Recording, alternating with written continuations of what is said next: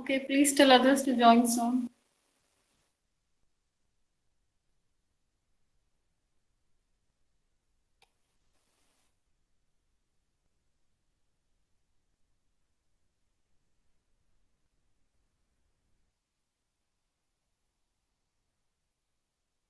Today I'll be discussing one problem on scheduling algorithm, which I had given you as an assignment question, which no one has completed, had done it correctly.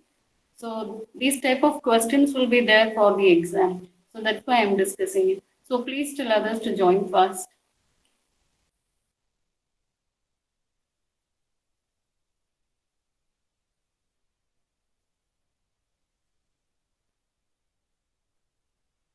Okay.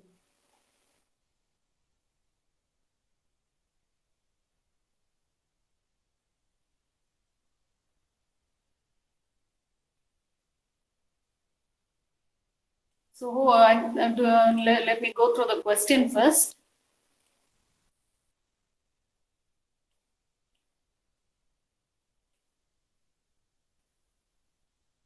Do you remember the question? Can you see the question?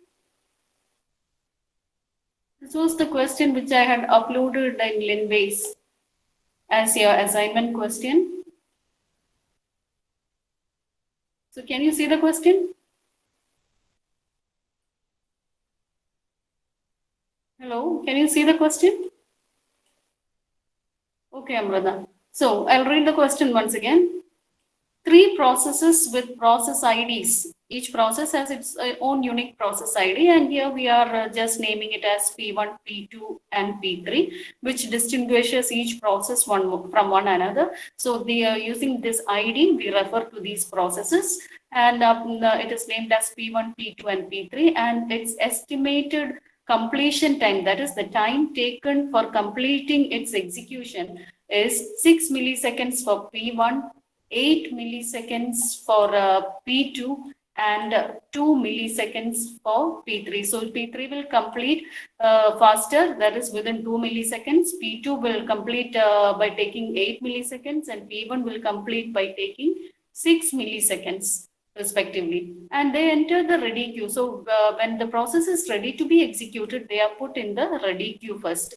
And from the ready queue, the scheduler will select the process that is to be executed. And the scheduler can select process based on different methods. And that is what we are studying in different algorithms, scheduling algorithms. So from the ready queue, these processes can be taken for execution.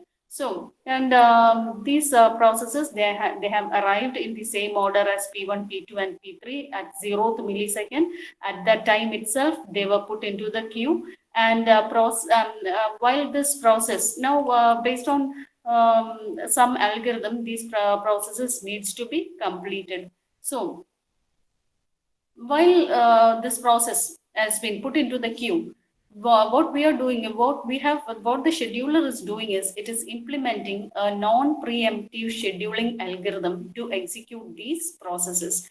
These processes are placed into the queue first, and this method or the scheduler uses a non-preemptive scheduling algorithm. And while these processes are in execution, there is no IO wait for each of these processes. So we don't need to consider any input IO waiting states. It will never go to blocked state. Once a process P1 is selected, it will complete its execution. Or if P2 is selected, it will complete its execution without going through any waiting state. So we have to implement shortest job first, non-preemptive shortest job first scheduling algorithm to execute these processes. So when initially only three processes arrived, but after 1 millisecond, another, so 0th millisecond, all these three processes have arrived and they were put into the ready queue. Now after 1 millisecond, now at 0th millisecond, the scheduler will run the scheduling algorithm. And since it is shortest job first scheduling algorithm, which process will be taken for execution first? Can anyone say? Since it is shortest job first scheduling algorithm, when P1, P2, and P3 had arrived at 0th millisecond, all the three processes have arrived at the same time, and the execution time is 6, 8, and 2. So which one will be selected for execution by the scheduler at 0th millisecond? Which one will the scheduler select at 0th millisecond? 3 process has arrived, P1, P2, P3 has arrived at 0th millisecond, and the scheduler will have to choose one at that particular time. So which one will be selected? If it is shortest job first scheduling, as I said, it is non-preemptive. The question says it is non-preemptive. So yes, very good. Process P3 will start its execution because it has the shortest duration. And so process P3 will start its execution. And the question also says that after 1 millisecond, process P4 with estimated execution time of 4 milliseconds enters the ready queue after 1 millisecond, which means the process P3 had started execution and its time to complete is 2 milliseconds. So when 1 millisecond is remaining, another process P4 has arrived after 1 millisecond, but which means that 1 millisecond of P1 has completed its execution and remaining 1 second is there. So before P1 has completed, P4 arrives and its execution time is 4 milliseconds. So how this scheduling can be done? Most of you had taken, in most of the answers I had seen, you had shown this P4 at the end. You had executed P1 first, then you executed the next one, that is P3 first, then P1, then you went to P2, and finally you selected P4. And that is not the way, that's wrong, because P4 has 4 milliseconds execution time only. And while this P3 is getting executed, it was executing, and during its execution time only, P4 with 4 milliseconds had arrived. So the next scheduling time is the completion of P3. So P3 means after the second millisecond. So during the end of second millisecond, the scheduler will again check the remaining processes in the queue. So the remaining processes now will be P1, P2, and P4, which had arrived just now.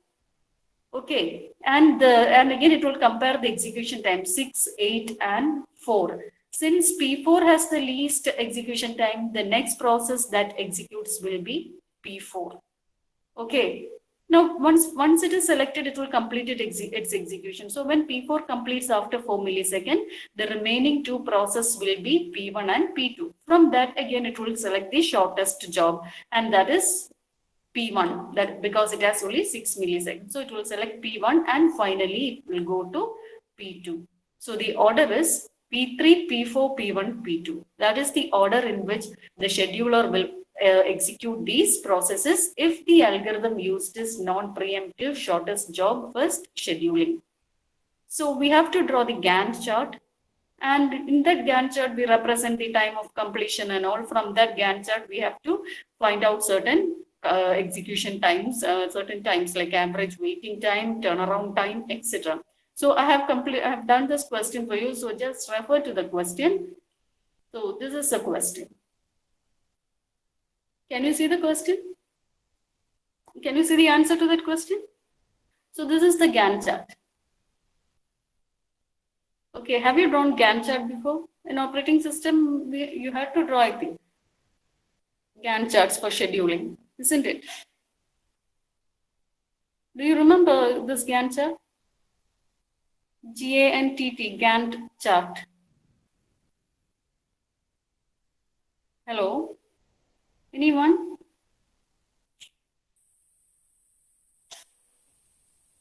Hello?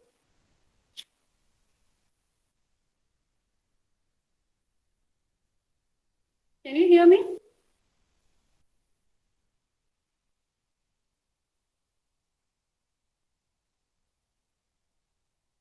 Okay, Ashwini. Okay. So look at this Gantt chart. From this Gantt chart, we have several parameters that can be computed. So as I said, P3 has only 2 milliseconds execution time. It has only 2 milliseconds execution time when compared to all other process. So since it is shortest job for scheduling, P3 will start its execution.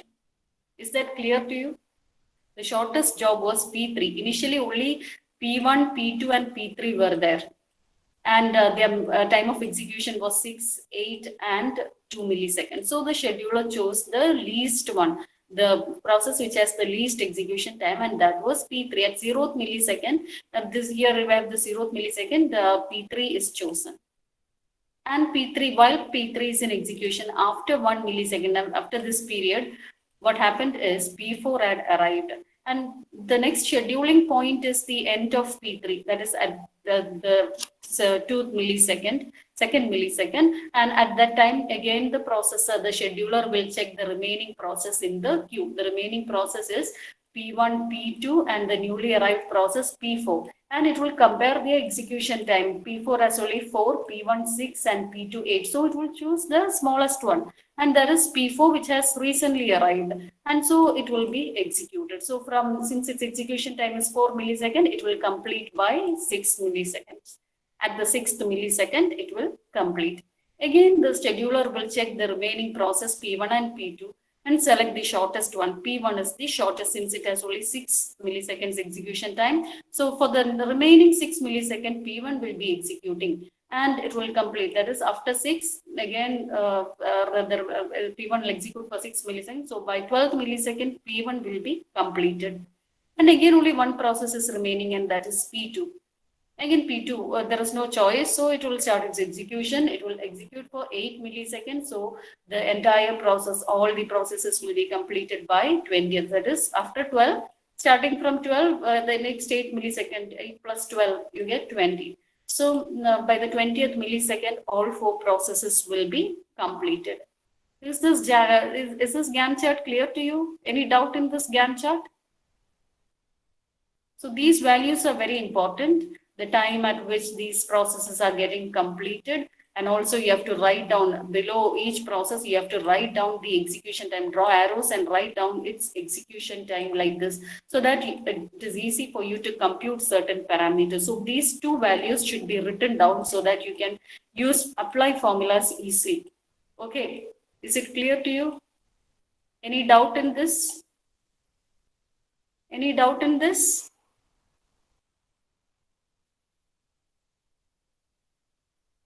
Hello? Do you have any doubt?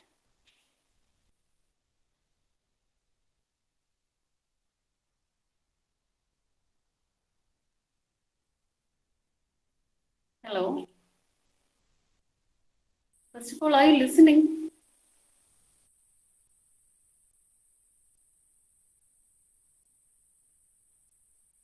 Hello?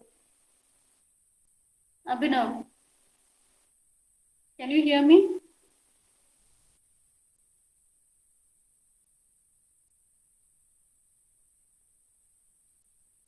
Amal, Santosh, can you hear me?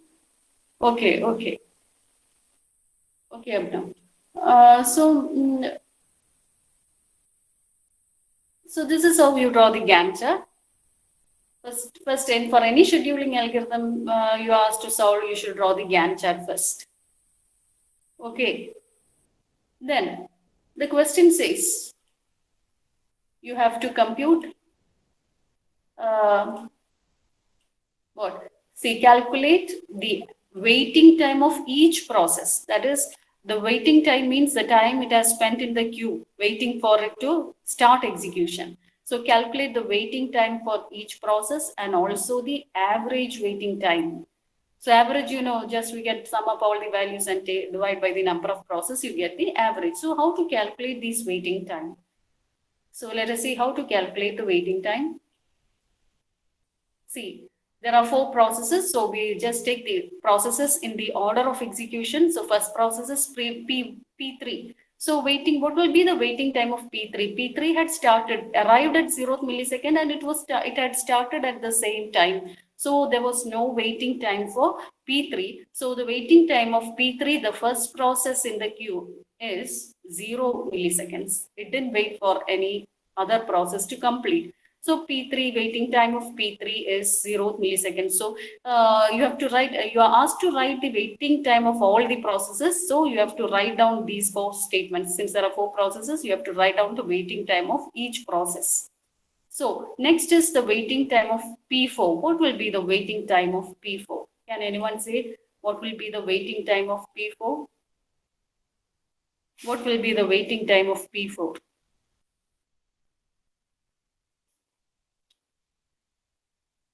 Anyone?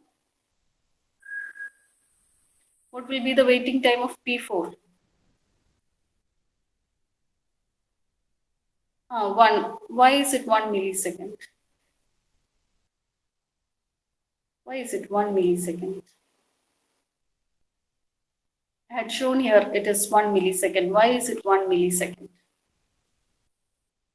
Because it started only at 2, isn't it? It had arrived only after 1 millisecond, millisecond. Okay. It arrived only after 1, that is by this time only it arrived. And so but it started execution at 2 milliseconds. So the time at which it arrived was 1, but it started its execution after 1 millisecond. So it waited only for 1 millisecond. So just minus the time it arrived from the time it had started. So 2, it started at 2 and minus the time at which it has arrived. So 2 minus 1, it waited only for 1 millisecond since it's arrived only after 1 millisecond. It didn't arrive at 0th millisecond. It arrived only after 1 millisecond.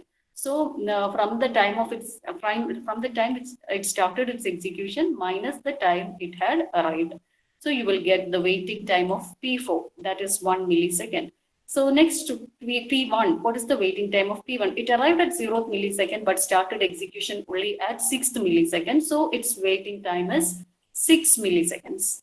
Then next P2, it arrived at 0th millisecond, but it started execution only at 12th millisecond. So it waited for 12 milliseconds. So its waiting time is 12 milliseconds. Is it clear? Any doubt in waiting time? So just draw the Gantt chart, draw and write each process in order. Write down the waiting time of each process looking at the Gantt chart. Okay. Is it clear to you? Any doubt in that section?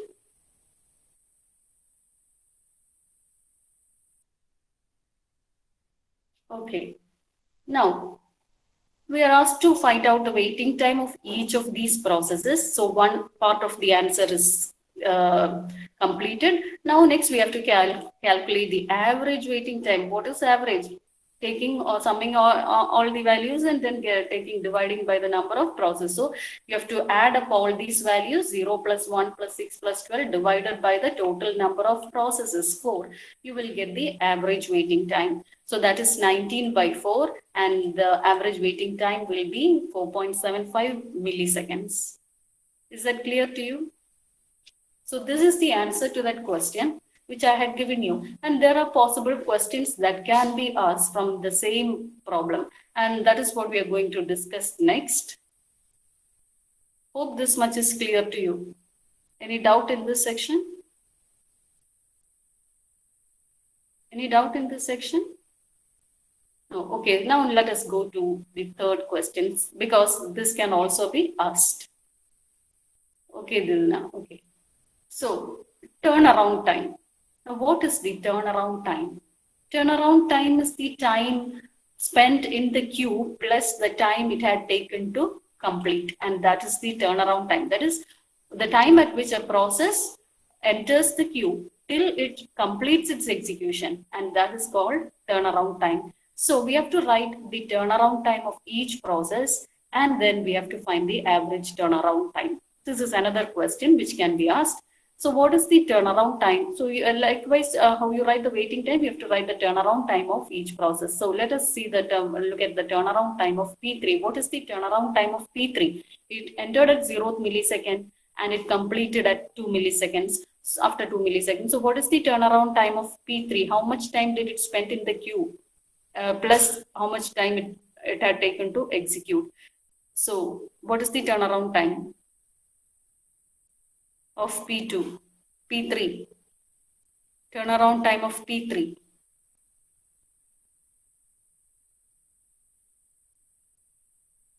Turnaround time means the time it had completed its execution and it's taken away from the queue. Yes, 2 milliseconds. Now, what is the turnaround time of P4? Turnaround time of P4. P4 completed at 6th millisecond. No, it is not 6. Turnaround time is not 6. That is the usual mistake we make. No, it is not 4. It entered at after 1 millisecond this time. It waited for 1 millisecond in the queue. Yes, Shabna, it waited for 1 millisecond and then it started execution. So its execution time is 4 millisecond plus its waiting time is only 1 millisecond because it entered after 1 millisecond. So just minus this from 6, you just minus the time at which it entered. 6 minus 1 and you will get 5 is I told you turnaround time is the time spent in the queue plus the time for execution. So P4 had arrived only after 1 milliseconds. So it had spent only 1 millisecond in the queue. After that, it started execution. And so it completed its execution by 4 milliseconds. So 4 plus 1, waiting time 1 millisecond, and its execution time 4 millisecond, total of 5 milliseconds. That is the turnaround time of P4. That is 6 minus the time it had entered. So 5 millisecond. Now, what is the turnaround time of P1? What is the turnaround time of P1? It entered the queue at 0th millisecond and it, yes, 12. Very good. P1, the turnaround time completed after 12 milliseconds and taken out of the queue. 12 milliseconds. And what's the turnaround time of P2?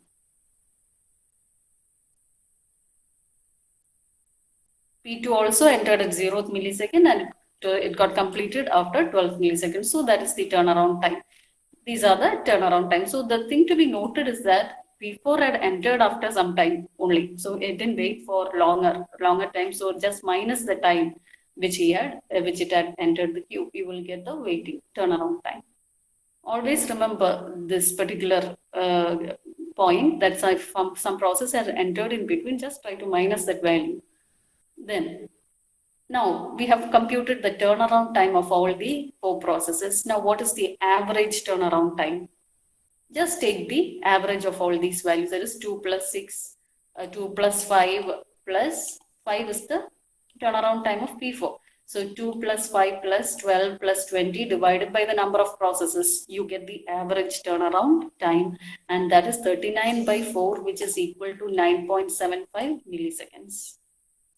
Is it clear? Turnaround time? Turnaround time is the time that it had taken, that it had spent in the queue, plus the time it had started, it had completed its execution. So from the queue, from the time it entered the queue till the time it had completed, that is the turnaround time. Okay, is it clear? Any doubt in waiting time and turnaround time, and average waiting time and average turnaround time? Hello? Any doubt? Okay, Didana. So I'm going to the next question. So we have computed 4 things: waiting time, average waiting time, turnaround time of each process, average turnaround time of each process. And next, if you are asked to find out the average execution time, what is the average execution time? It's very simple. The execution time will be given in the question itself, that is 2. P3 is 2, P4 is 4, P1 is 6, and P2 is 8. The execution time of each process. Taking the average of the execution time of each process will give you the average execution time. So looking at this Gantt chart, you get every value.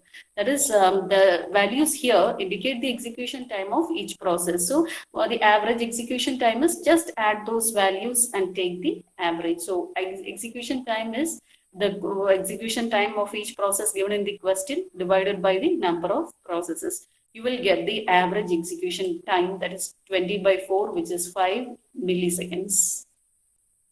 Okay, average execution time is the taking the average of the execution time of each process. Execution time will be given in the question. Just take its average. You get average execution time. Is it clear? Is it clear to you? Any doubt? Okay. Now let us go to the next question. So these are the different possible questions. Ashwati, you have any doubt? Do you have any doubt, Ashwati? Hello, Miss. Parna.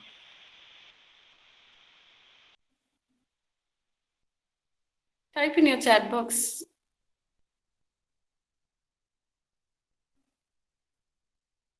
No doubt. Okay. So now we are going to the last section. So these are the different possible questions that can be asked. Actually, in university question, only these two parts were asked, but these are the other possible questions in this section that can be asked. Around 6 possible questions can be asked. So last, let us see what is average turnaround time. This is just a formula that you should study because there can be problems from this section. That is average turnaround time is equal to average waiting time plus average execution time. Just study this formula. Average, because turnaround time is the time spent in the queue. That is the waiting time spent in the queue is waiting time, and time taken for execution is the execution time. And we had found out these two values here. Average waiting time is found out.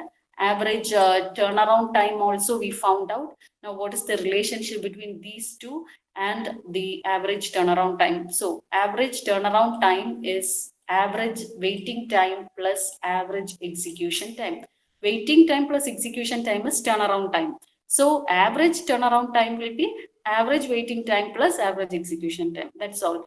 Turnaround time is waiting time plus execution time. So average turnaround time will be average waiting time plus average execution time. Okay, so we have found out these two values here.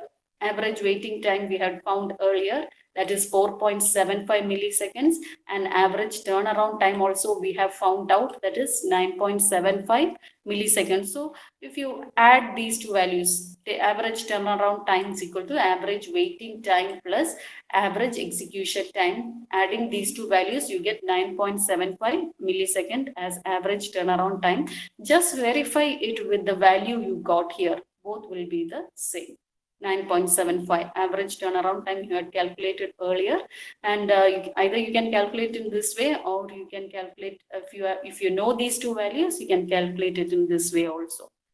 So sometimes the question will be just like this for a either can be for a 2 mark or 1 mark question, like given average waiting time to be 4.75 milliseconds and average execution time to be 5 milliseconds, what is the average turnaround time? So you don't need to draw any Gantt chart or any, you don't need to know any of these values. Instead, this question can be directly asked. So just apply this formula and find out the answer. Sometimes you might be given the average turnaround time and average execution time, and you will be asked to find out the average waiting time. So just use this formula and find out the values. Is it clear? Is it clear to you? No process, no waiting time, no execution time, etc. Nothing will be given about the process, but any of these two values will be given, and you will be asked to find out the third one. Is it clear? Okay, so study this formula. This can be asked as a 2 or 3 marks question. Average turnaround time is equal to average waiting time plus average execution time. As we know, turnaround time is waiting time plus execution time. So average turnaround time is average waiting time plus average execution time. So this algorithm is shortest job first algorithm. That's why we have chosen the shortest job first, isn't it? We had chosen P3, which was the shortest one to execute first. Then we had chosen P4, which had recently arrived into the queue. And whenever a process arrives, it is put into the ready queue. And from there, the scheduler will pick up the process. So in SJF or in priority scheduling, the same thing is followed. So suppose if the question is to find out if the algorithm was based on priority scheduling, then how will you choose? And suppose P1 had the highest priority, then P4 had the second priority, P3 the third, and P2 the fourth priority. Then the algorithm will choose, the scheduler will choose the one that has the highest priority to run first. So here it has chosen the shortest job. Suppose if the question is based on priority scheduling, then you have to look at the highest priority process and choose that process for execution first. So the Gantt chart, the order in the Gantt chart will change. So look at the question, find out the algorithm which is mentioned in the question, and then draw the Gantt chart. If it is based on priority, draw the one which has the highest priority first, and while P1 is executing, it takes 6 milliseconds to execute. Suppose another process with higher priority than those presently in the queue arrives, then the next process will be the newly arrived process, since it has the highest priority than those waiting in the ready queue. So just look at the priority of the remaining process and select the one for execution. The thing is, when you compute the waiting time and turnaround time, you have to minus the time of arrival. If it is not arriving at 0 millisecond, then you have to reduce the time it had, minus the time which it had arrived. Is it clear? So studying this one question, you can answer all other priority scheduling algorithms. Okay, the formula is the same, but the order in which the process gets executed only will differ based on the algorithm that we choose. It can be shortest job first, or it can be priority scheduling algorithm. It can be round robin scheduling algorithm, etc. Okay. Is it clear to you? Hello? Okay. So this is about the scheduling algorithm. So there are many questions related to scheduling algorithms. I will give that question. 2 or 3 questions I will upload in Linways. Just go through the question, and if you have any doubts in those questions, just ask. Okay. One question of this form will be there in the exam, will be included for the exam. So just study this. Maybe some values might be changed. Is it clear? And you will get full marks if you are going to compute all these values correctly. Okay. Is it clear to you? Any doubts?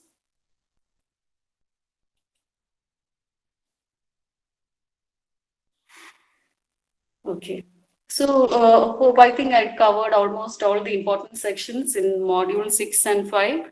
So if you have any doubt, just ask me after class.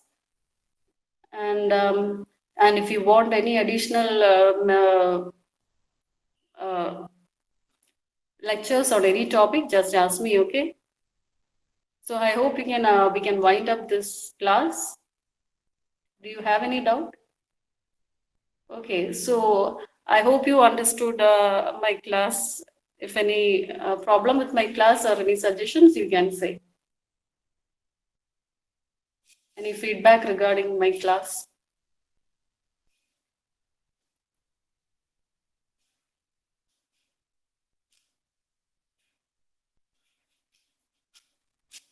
Okay. And this is the first time I'm teaching a batch without knowing the students. After 19 years in teaching field, I'm just teaching one batch without knowing my students. Okay. So it is difficult. Teaching online is very difficult without knowing your faces. That's why I'm calling you frequently, whether you are listening or not. Okay. So thank you. Now say your attendance, please.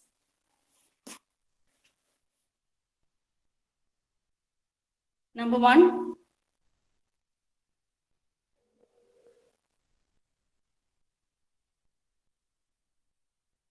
Number 1.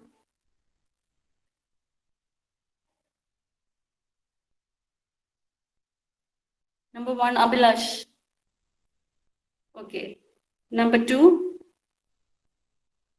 Number 5. 6. 7. 8. 9. 11. Okay, 12.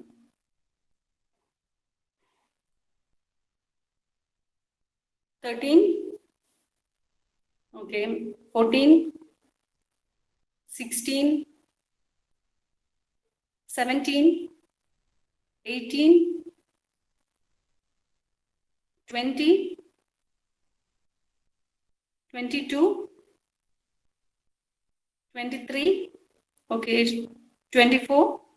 26.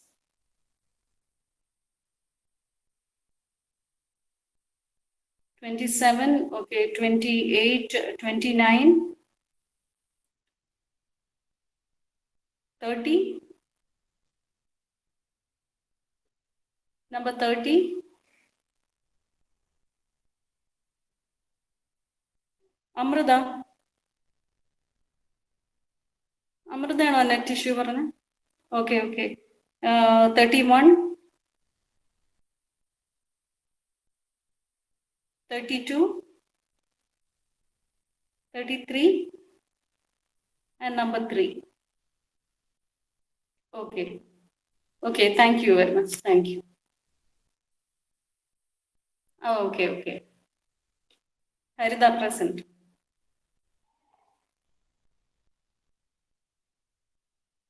Okay, thank you.